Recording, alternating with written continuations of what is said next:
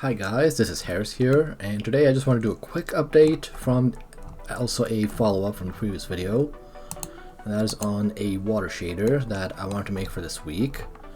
Now, originally I was planning to have it be more of an in-depth water shader, but as I was researching the topic, I got a little more involved in just researching how Godot works in general, and overall I decided to just hold off on making a proper water shader.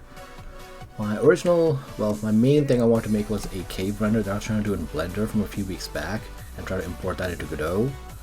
So for next week I will start working on that, but while I was testing the water shader, I did find one online from Ants Games. The Godot Foam Water from Ants Games.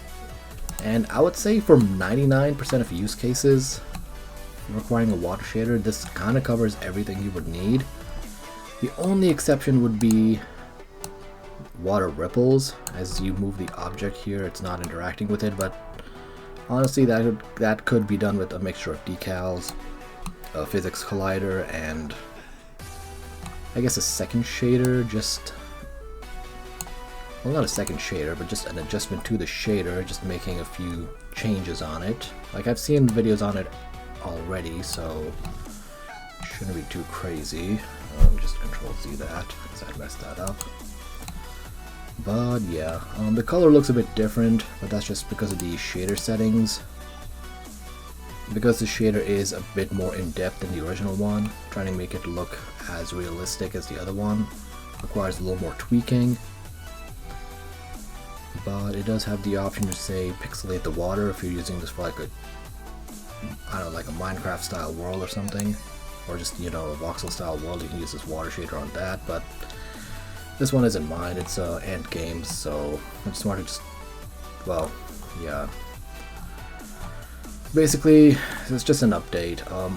For the water shader, I think a proper water shader would require I know there are online examples of really good water shaders that were made for other engines like Unreal and Unity, which I think I would just need to get the methodology, the formula of those shaders, and then just transport them into Godot.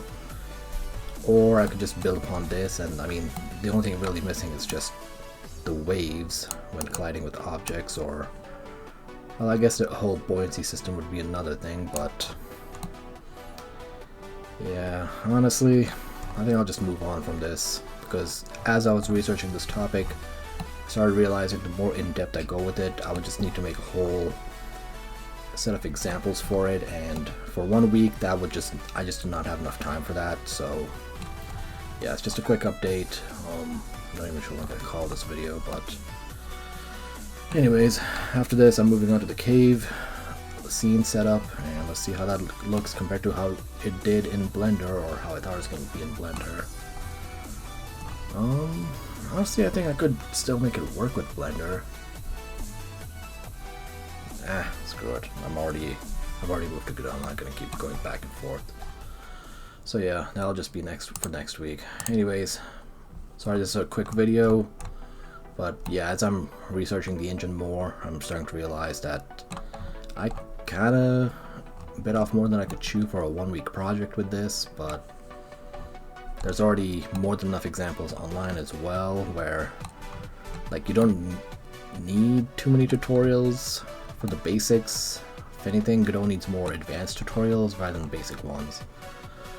But yeah, I'll catch you guys next week with a more in-depth render. Alright, have a good one. Bye-bye.